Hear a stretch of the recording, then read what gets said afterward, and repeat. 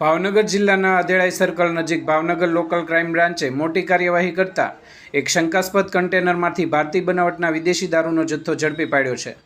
પોલીસે દારૂની 12,984 બોટલો સહિત કુલ રકમ 39,23,640નો મુદ્દામાલ કબજે કરી પ્રોહિબિશન હેઠળ ગુનો નોંધ્યો છે।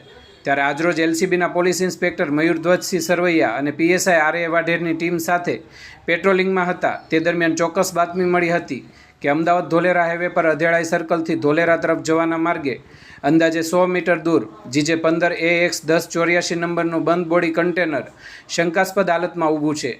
જે બાતમીના આધારે પોલીસે સ્થળ પર દરોડો પાડી તપાસ હાથ ધરી હતી। તપાસ દરમિયાન કન્ટેનરમાંથી for sale in UT of Dadra Nagar Haveli અને દમણ એન્ડ દીવ ઓનલી લખેલી ભારતીય બનાવટની વિદેશી દારૂની બોટલો મળી આવી હતી।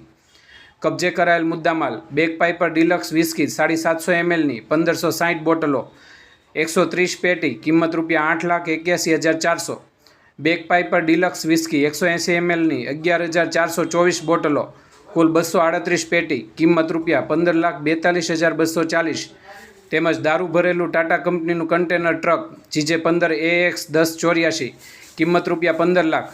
આ ઉપરાંત ટ્રકની કેબિનમાંથી e way bill, invoice, fitness certificate, permit, PUC, વીમા સંબંધિત દસ્તાવેજો અને અન્ય સામગ્રી પણ મળી આવી હતી।